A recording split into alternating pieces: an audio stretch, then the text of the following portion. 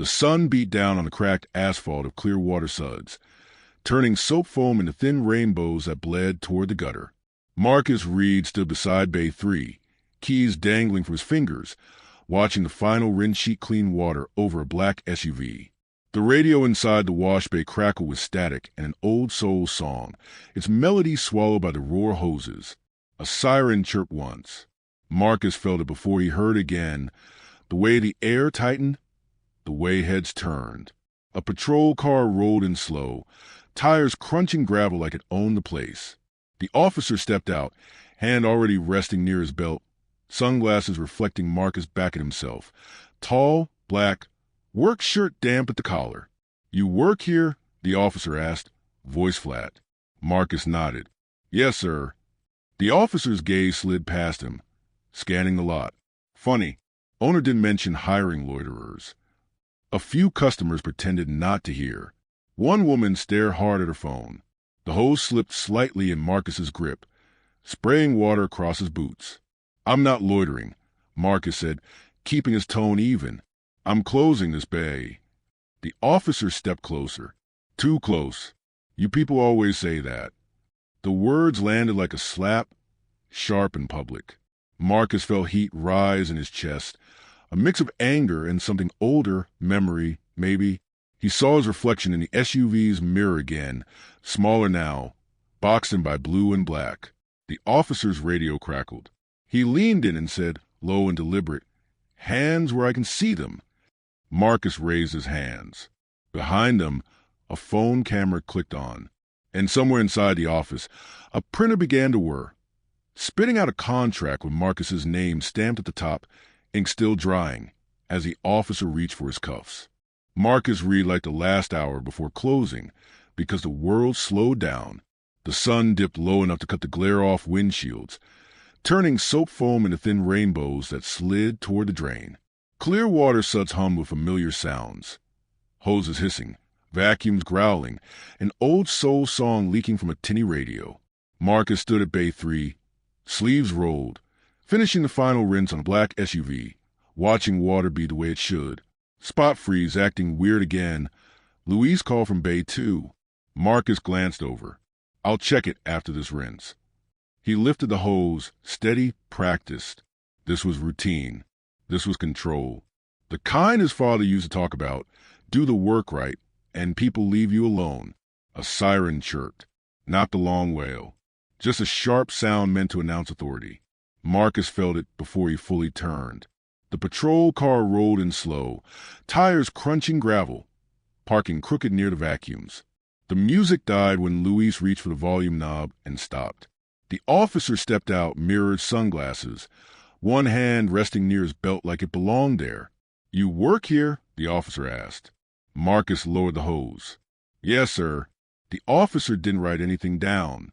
His eyes traveled over Marcus instead, lingering, measuring. "Name?" Marcus Reed. "What are you doing right now?" "Closing the bay. We shut down in 20 minutes. A woman leaned against her sedan, keys paused mid-jingle. Another man fought a vacuum hose a little too long, listening without looking. The officer nodded toward the SUV. "That your vehicle?" "No, sir. Customers." "Uh-huh." He stepped closer, boots splashing suds. "We'd had complaints about people hanging around here. Soliciting. Trespassing." Marcus felt a familiar tightening behind his ribs. "All employees are on the clock. If there's a complaint, I can pull the logs." "All employees?" the officer repeated. "You sure about that?" Luis shifted. "He's the boss," he said quietly. The officer finally looked Marcus in the eye. His mouth thinned. "Doesn't look like an owner." The words landed clean and sharp. Marcus kept his voice even. "Sir, is there something specific you need?" "Attitude," the officer said. "That's what I need you to check." A phone camera rose somewhere behind them. Marcus didn't turn. He kept his hands visible, hose hanging loose. "I'm cooperating." "People like you always say that." The officer's tone dropped, casual, practiced. Heat crawled up Marcus's neck. He thought of his father's cracked hands passing him a ring of keys. He thought of payroll due Friday, of contracts waiting the office printer tray. "I'm asking you to leave if you don't have cause," Marcus said. The officer stiffened. "Now you're telling me what to do?" "I'm stating policy." The radio crackled on the officer's shoulder. He leaned in close enough that Marcus could smell coffee and leather, hands where I can see them. "I haven't."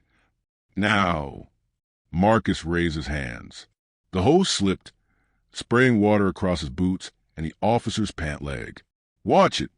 The officer snapped. "You resisting?" "No." "Then don't move." The cuffs came out.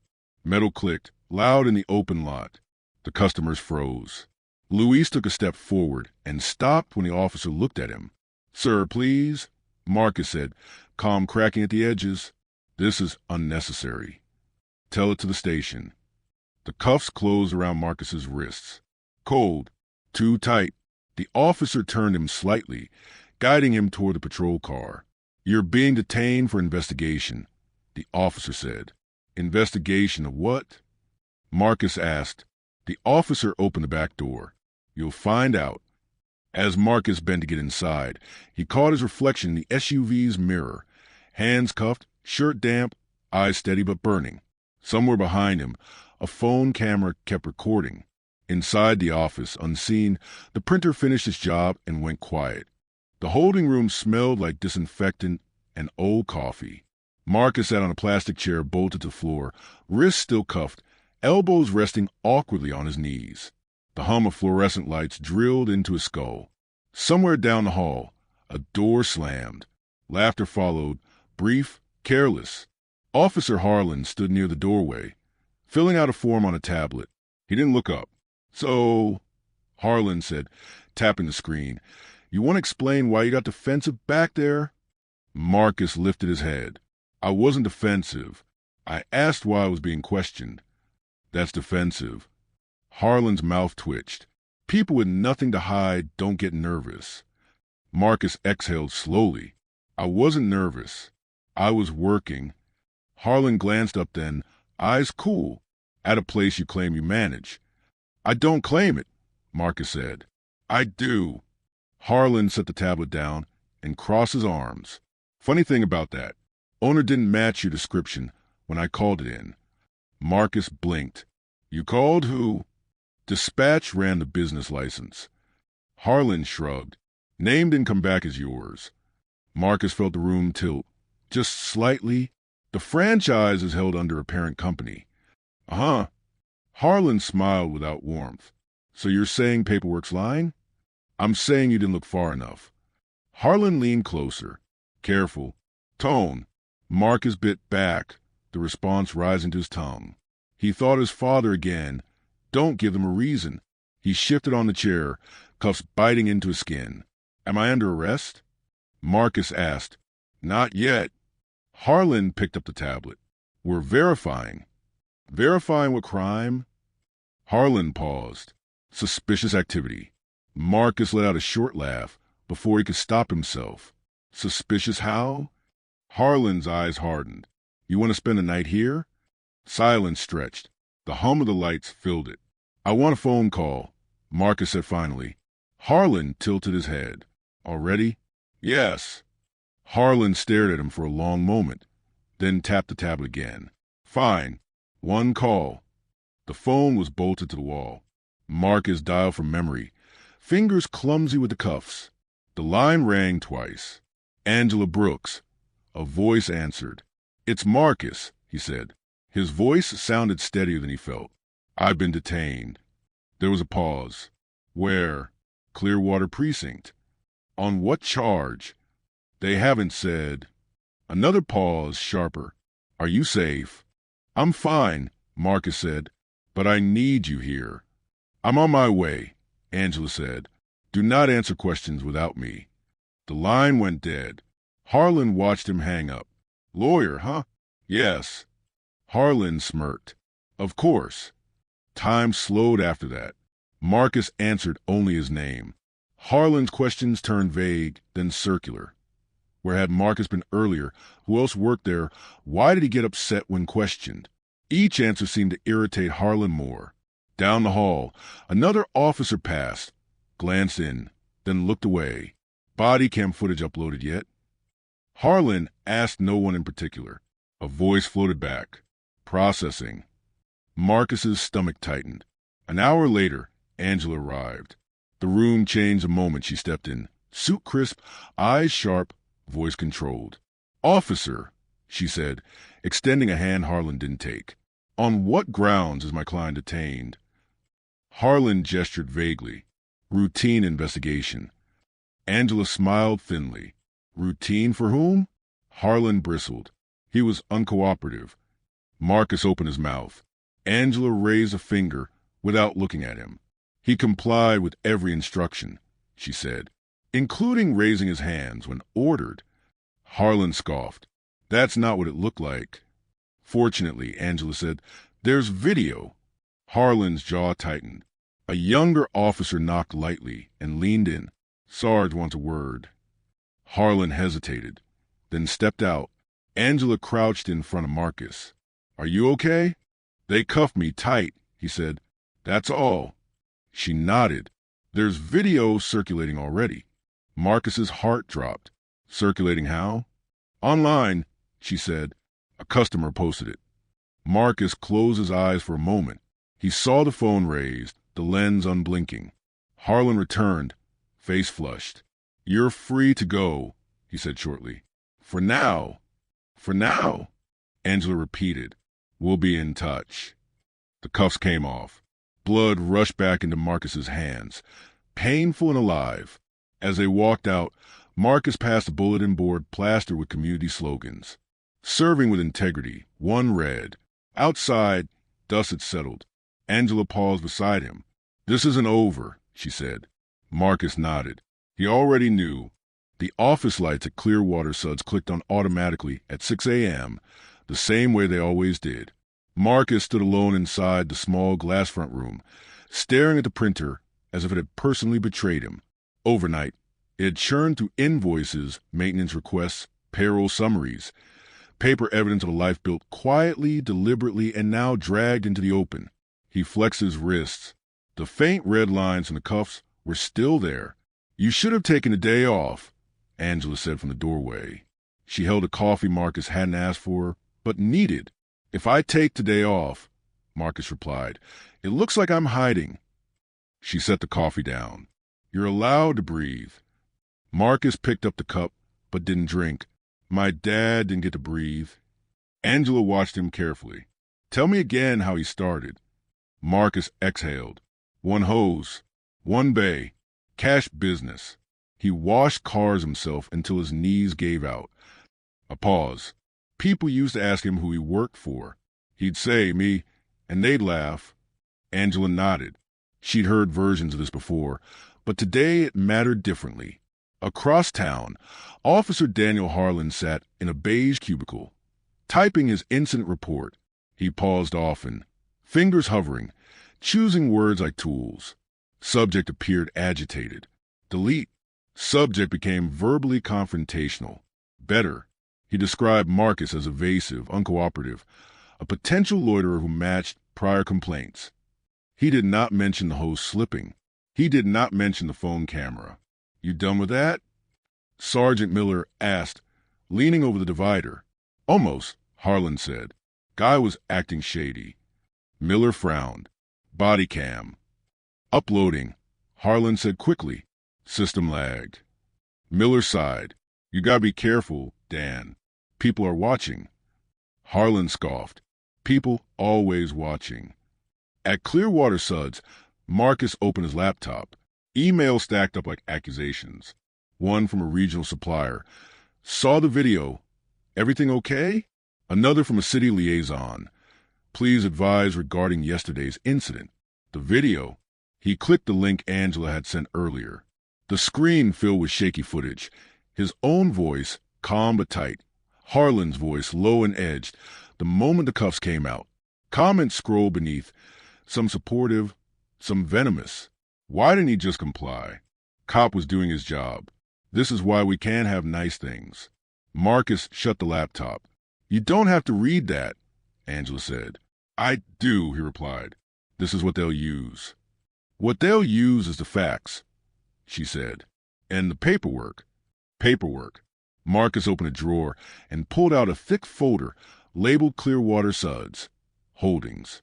Inside were franchise agreements, licenses, city permits. His name appeared everywhere. Quietly, consistently. My father used to say paper is power, Marcus said, because it doesn't raise its voice. Angela smiled faintly. Then let's make it speak. At the precinct, an internal email pinged Harlan's inbox. IA reviewing Clearwater incident. Preserve all records. His jaw tightened. He clicked open social media. Instead, the video had crossed 50,000 views. Unbelievable, he muttered. Guy plays victim. A younger officer leaned over. You know he owns that place, right? Harlan froze. What? Clearwater Suds. Whole franchise. The officer said. My cousin works for one in Riverside. Harlan laughed, sharp.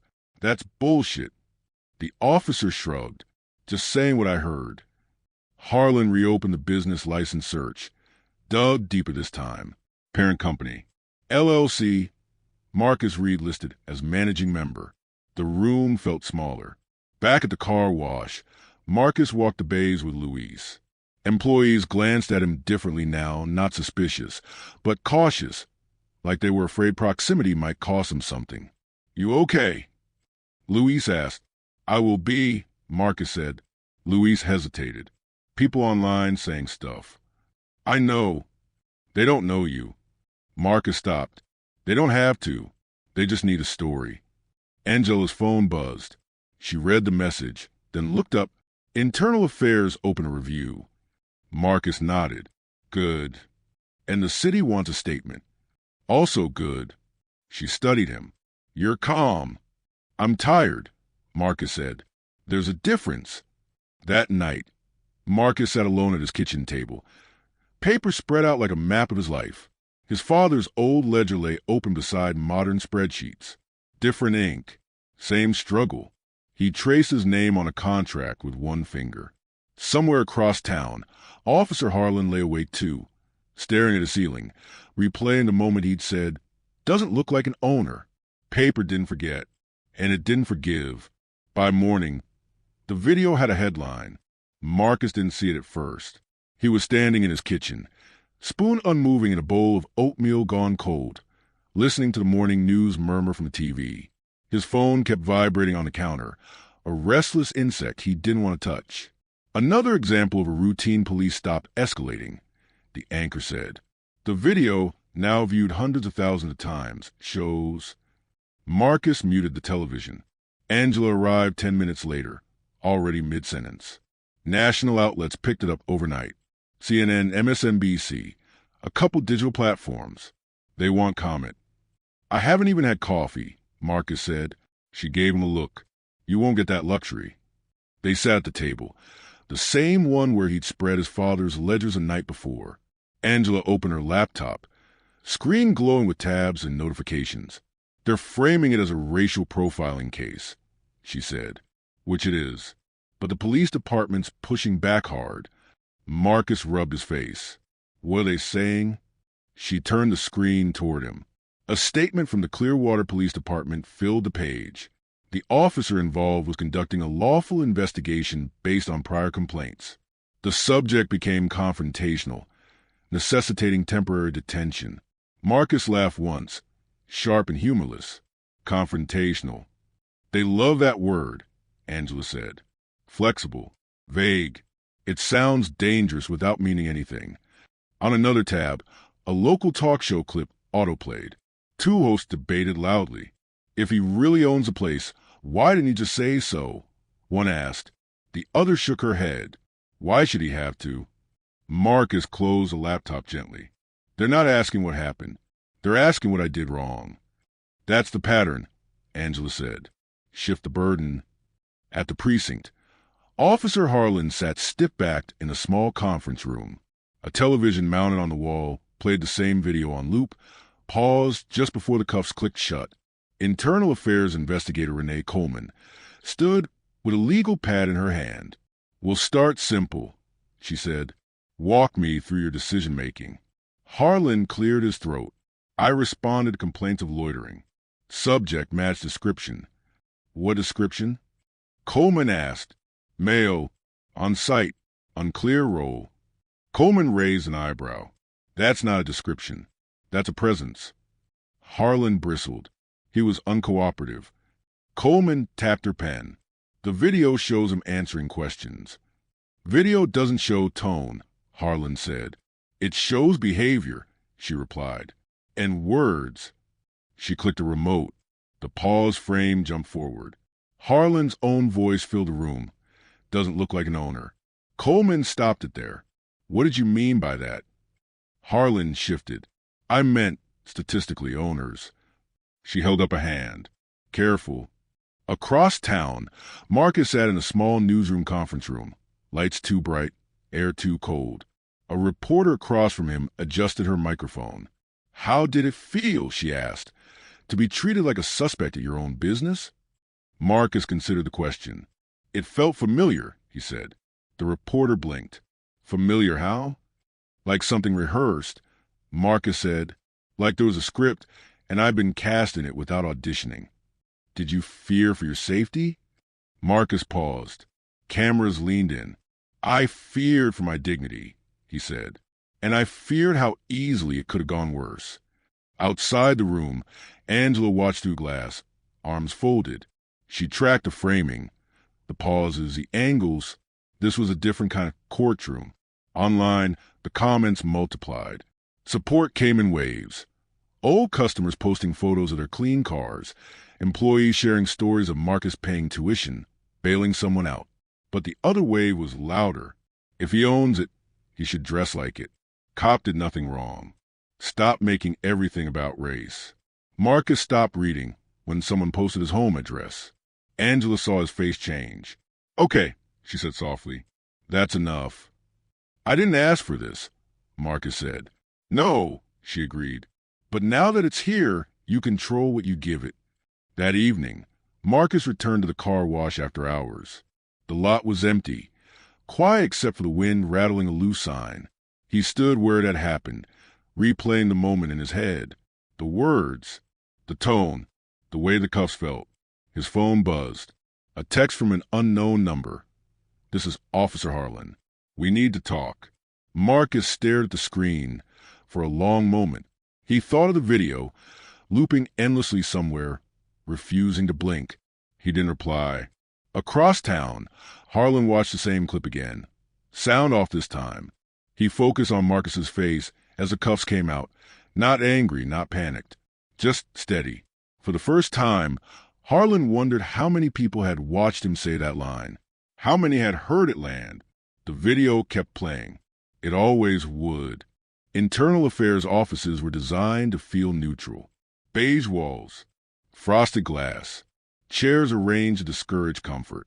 Marcus noticed all of it as he sat across from investigator Renee Coleman, Angela beside him, a slim recorder placed carefully on the table between them.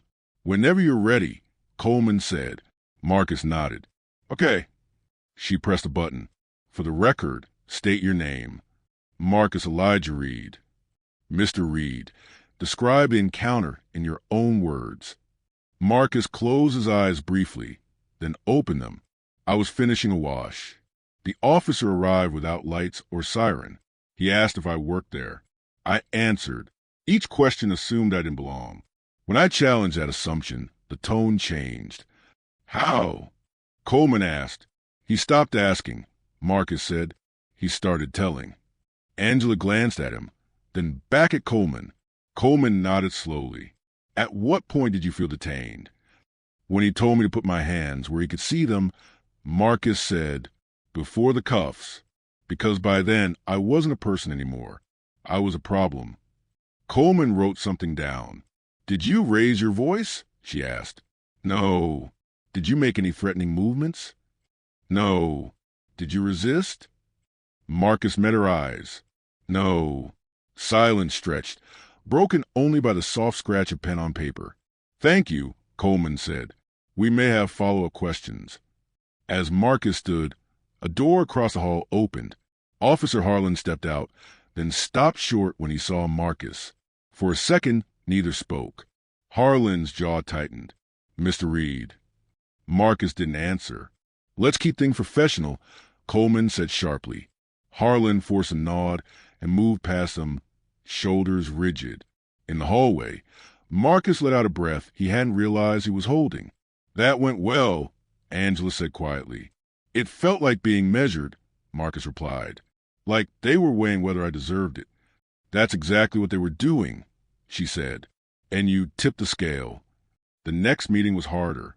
Two former Clearwater officers sat behind another table, union representatives flanking them. One cleared his throat.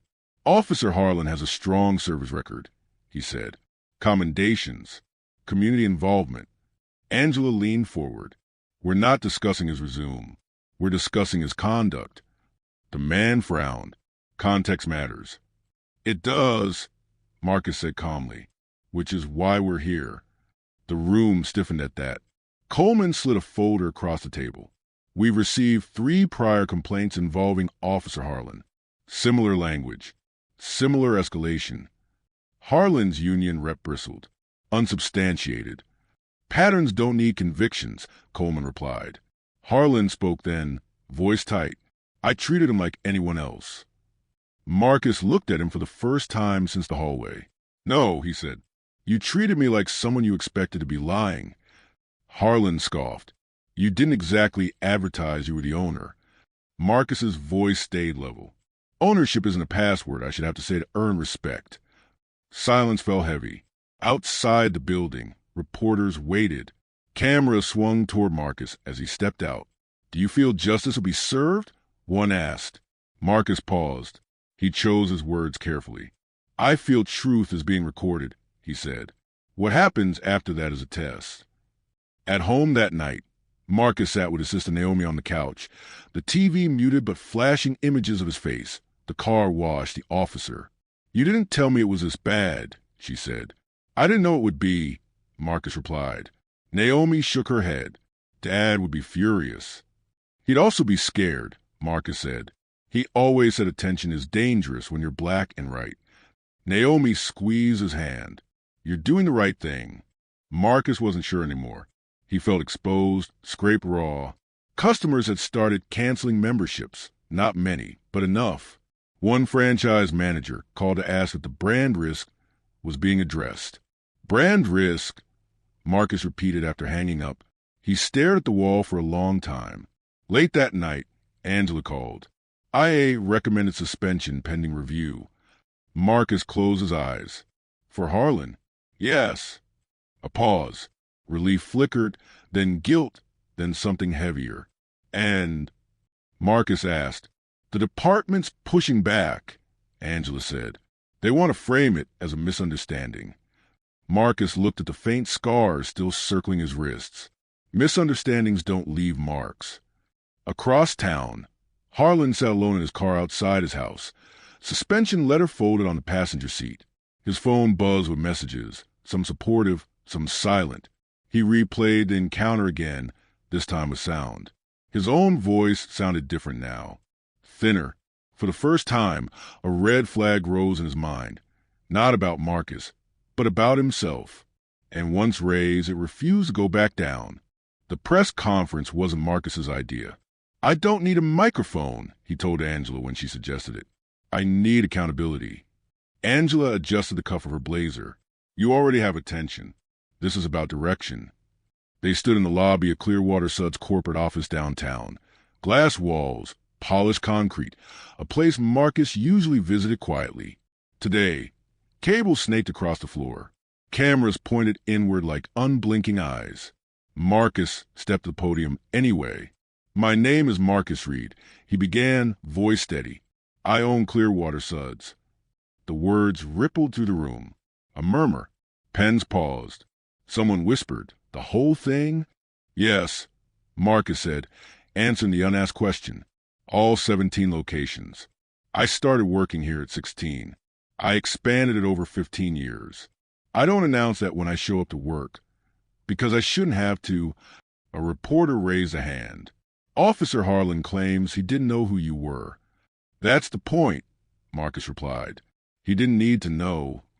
By noon, the headline had changed. Black man harassed by police was owner of entire franchise. The tone shifted. Shock replaced doubt. The same outlets that questioned Marcus's behavior now dissected Harlan's. Old commendations resurfaced alongside old complaints. Words like pattern and bias appeared more often. At the precinct, Harlan watched the coverage from the break room, jaw clenched. A few officers avoided eye contact. Others stared openly. You really didn't know? When asked finally, Harlan snapped back. That shouldn't matter. The officer hesitated. Apparently it does. Harlan stormed out. At Clearwater Suds locations across the city, employees fielded questions from customers. Some offered sympathy. Others looked at Marcus differently now, awed, almost resentful. So you're like Rich? A teenage cashier asked awkwardly. Marcus smiled faintly.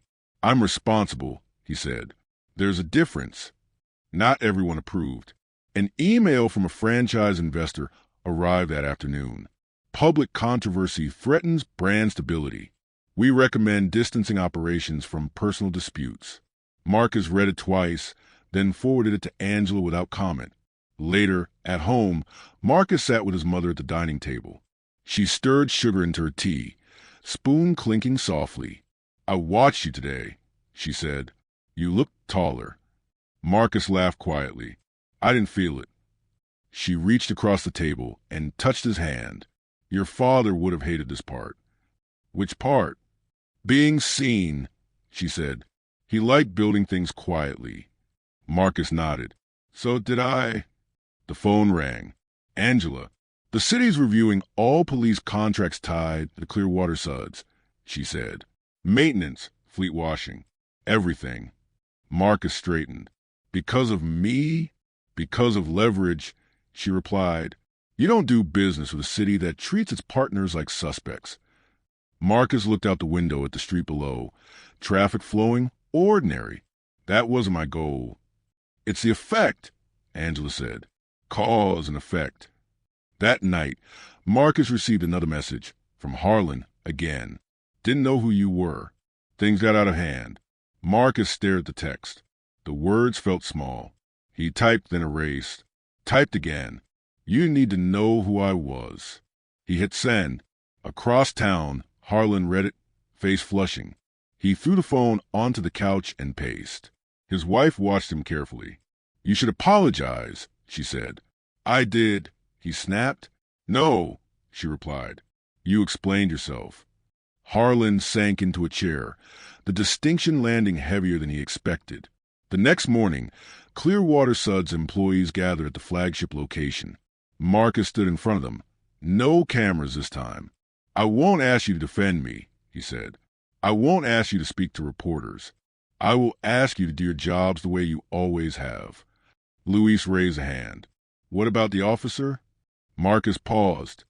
He'll face consequences. Or he won't. That part isn't up to me. But you could, someone started. I won't, Marcus said gently.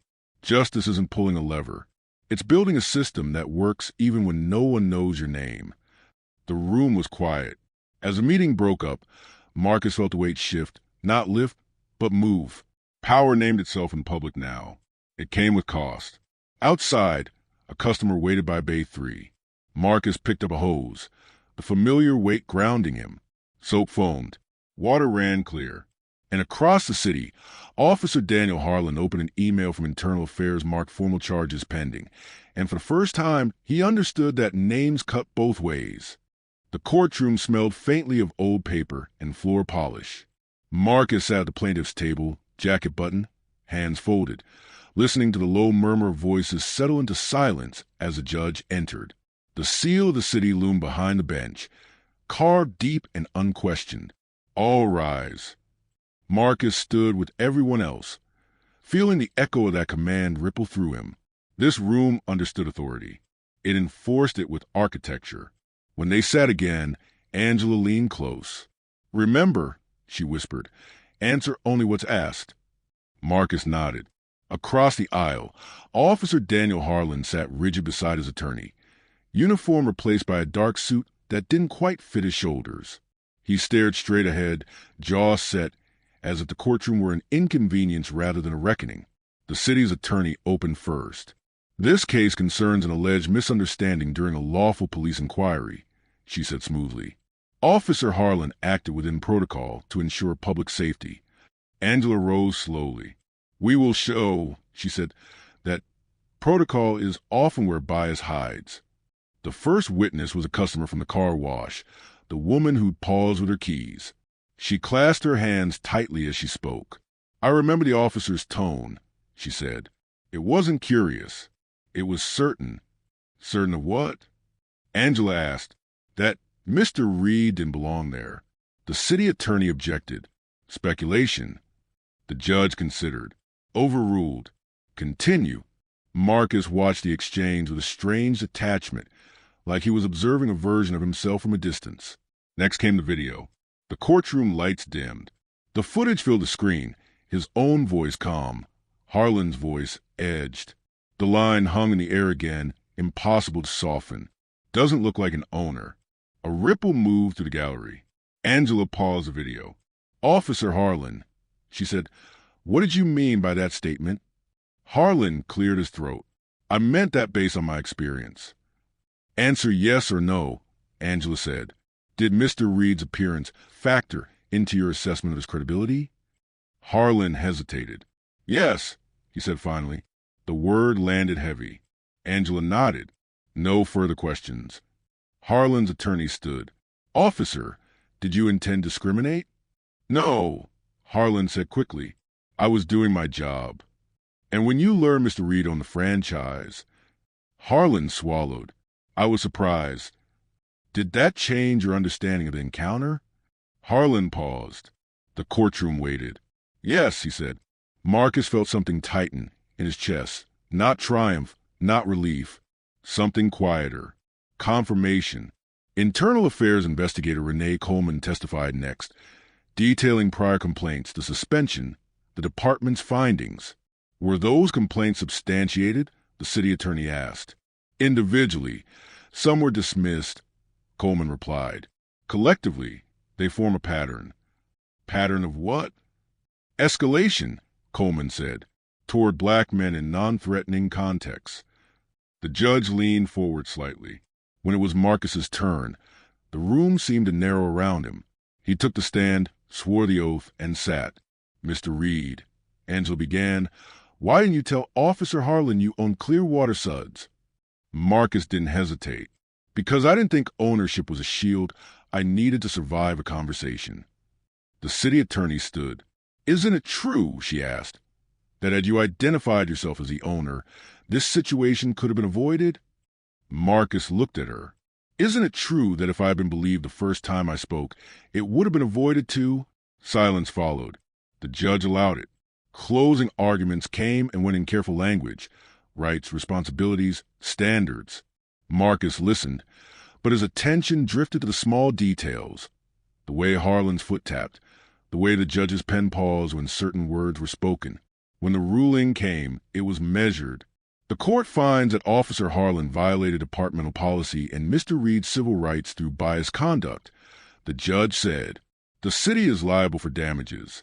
Disciplinary action is upheld." A collective breath released. Harlan's shoulders slumped. Not dramatically. Just enough. Outside the courthouse, reporters surged. Microphones clustered. Questions overlapped. "Mr. Reed, do you feel vindicated?" Marcus paused. He looked back at the courthouse doors. "I feel heard," he said. "That's not the same thing." "Officer Harlan, any comment?" someone shouted. Harlan pushed past without speaking. Later, in the quiet of Angela's office, Marcus sat alone for a moment, the weight of the day settling into his bones. Angela stepped in with a folder. "You won," she said. Marcus nodded. "At a cost." She softened. Change always comes with one. His phone buzzed. A message from Louise. "We're proud of you." Marcus smiled faintly. Across town, Harlan sat his car again, this time holding a termination notice. The word dismissed stared back at him.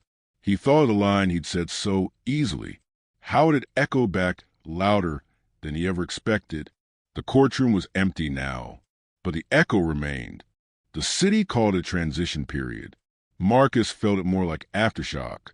In the weeks following the ruling, Clearwater moved carefully, like a place nursing a bruise it didn't want to admit was there. The police department issued a statement about renewed commitments and implicit bias training. The mayor held a press conference with the chief, standing one step behind him, nodding at the right moments. Marcus watched it on mute from his office. "They're trying to outpace the story," Angela said, leaning against the doorframe. "Say the right words until the news cycle moves on." "Will it?" Marcus asked. "Eventually," she said, "but not for everyone." The settlement paperwork arrived thick and heavy, numbers that made people assume relief. Marcus signed where Angela pointed, his pen steady. "This doesn't fix it," he said. "No," Angela agreed, "but it forces acknowledgement." Part of the agreement required Clearwater Suds to continue its city fleet contracts on new terms.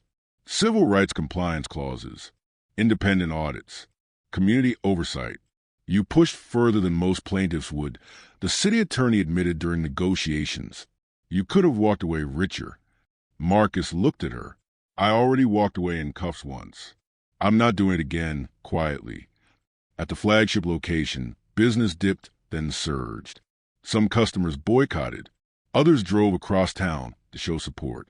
A few came just to see Marcus, to confirm he was real. One afternoon, a man in a baseball cap lingered near Bay 3. "I didn't believe you at first," the man said awkwardly, "about owning it all." Marcus wiped his hands on a towel. "A lot of people didn't." The man nodded. "Guess I had my own ideas." Marcus met his eyes. "We all do." The man paid and left a generous tip. Not every interaction was that simple. An anonymous letter arrived at Marcus's house one evening. No return address. 3 sentences. Angry. Small. He tore it up without finishing. Still, sleep became difficult. Some nights, Marcus woke with his hands clenched, wrists aching from memory alone. The smell of disinfectant crept into his dreams. "You should talk to someone," his mother said gently after he snapped at her over nothing. "I talk all day," Marcus replied. "Not about this," she said. He started therapy quietly, the way his father would have approved. No announcement, no drama, just work. At the precinct, Officer Daniel Harlan's locker sat empty. His nameplate had been removed, the outline faint on the metal. Officers walked past it without comment. Harlan himself spent days filling out job applications that went nowhere. Security firms declined politely. Training companies didn't respond. One interviewer recognized his name and ended the call early. At home, Harlan watched body cam footage again. Not for defense this time, but fixation. He paused at the moment before he spoke, trying to find a point where he could have chosen differently. His wife watched him from the doorway. "You can't undo it," she said. "I know," he replied, "but I can understand it." She nodded, uncertain. Back at Clearwater Suds, Marcus gathered his managers. "We're adding something," he told them. "Know your rights training. For employees. Optional for customers." Luis raised an eyebrow. "At a car wash?" Marcus smiled faintly. "Especially at a car wash." The first session filled up in a day. A local nonprofit reached out. Then another. Marcus found himself in rooms he never wanted to enter, speaking about things he wished he didn't know so intimately. After one talk, a young black man approached him, eyes bright and nervous. "They stopped me last year," he said. "I thought it was just me." Marcus felt something shift inside his chest. "It wasn't," he said, "and it won't just be you." That night, Marcus stood alone at Bay 3 again, watching water arc clean and bright under the lights. The place looked the same, smelled the same. He didn't. Justice hadn't arrived with fireworks. It had arrived with paperwork, policy changes, and a quiet understanding that something had been recorded and could not be erased. The city moved on. Marcus didn't. Not entirely. But he stood taller now, not because the world had become fair, but because it had been forced, briefly, to look at him without a script, and that, he knew, mattered more than silence ever could. The ribbon was blue. Marcus noticed at first. Standing a few steps back from the crowd gathered outside Clearwater's newest location on the east side. The morning sun caught the satin just right, making it look brighter than the concrete and glass around it. Clean. Intentional. Someone had planned this carefully. "You ready?" Luis asked, scissors in hand. Marcus nodded. "As I'll ever be." The city councilwoman cleared her throat at the microphone. She spoke about economic growth, partnerships, community investment. The words were familiar, practiced. Marcus listened politely, hands clasped, his mind drifting to the first wash his father ever ran. The rusted bay, the borrowed hose, the way success back then smelled like oil and hope. "Mr. Reed," the councilwoman said, gesturing. "Would you like to say a few words?" Marcus stepped forward. Cameras rose, but fewer than before. The crowd was smaller, too. Employees, neighbors, a handful of reporters. Not a spectacle. A moment. "I won't say much," Marcus began. "This place exists because people showed up every day and did honest work. That's all this business has ever been about." He paused and added, "Clean cars are nice. Clean systems matter more." A murmur of agreement rippled through the group. He handed the scissors back to Luis. The ribbon fell. Applause followed, warm and brief. Inside, the bays gleamed. New hoses. New signage. Same rhythm.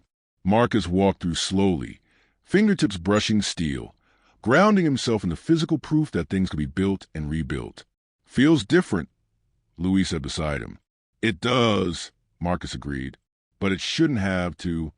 Later that afternoon, when the crowd had thinned and the novelty faded, Marcus found himself alone near Bay 3 again, this time at the new location. He watched a family laugh as their kids chased soap bubbles across the pavement. His phone buzzed. Angela. Final compliance report approved. City audits passed. Marcus exhaled. He typed back, "Thank you." She replied a moment later. "You did the hard part." Did he? Across town, Daniel Harlan sat at a small kitchen table in an apartment that felt temporary.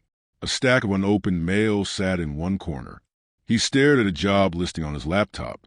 Warehouse supervisor, night shift, not law enforcement, not authority. He closed the laptop and rubbed his face. The video still existed. He knew that. It always would. Friends had stopped calling. His badge was gone. In its place was a quieter thing, memory, looping without commentary. He thought of Marcus's words in court. Ownership isn't a shield. For the first time, Harlan understood what it meant to live without one. Back at Clearwater Suds, Marcus locked up for the night. The automatic lights shut off bay by bay, plunging the lot into a soft darkness. He lingered at the edge, listening to the quiet. The phone rang again, his sister Naomi. "I drove by the new place," she said. "Looks good. Thanks." "You okay?" she asked. Marcus considered the question. He thought of the nights he still woke up tense, the moments when sirens made his shoulders rise, the emails he still read too carefully. "I'm healing," he said finally. Naomi smiled on the other end of the line. Dad would like that answer. After the call, Marcus sat on the hood of his car and looked up at the sky, pale stars just visible through the city haze. He thought about how justice had come, not loud, not perfect, but documented, filed, recorded. The system hadn't transformed, but it had bent. That mattered. Before leaving, Marcus walked back into Bay 3 one last time. He turned on the hose, let the water run clear, then shut it off again. A simple act. An ending. Clean water flowed away, carrying soap, dirt, residue, never everything, but enough to start again. Marcus turned off the lights and locked the gate behind him. Tomorrow, the world would still be complicated. Power would still assume. Bias would still wait for opportunity. But tonight, the place was quiet. And for the first time since the siren chirped weeks ago, Marcus felt something settle. Not victory, not closure, but steadiness. He drove away, leaving the bays clean and empty, knowing that some marks fade slowly, some never at all. But some, once exposed to light, can no longer pretend they were invisible.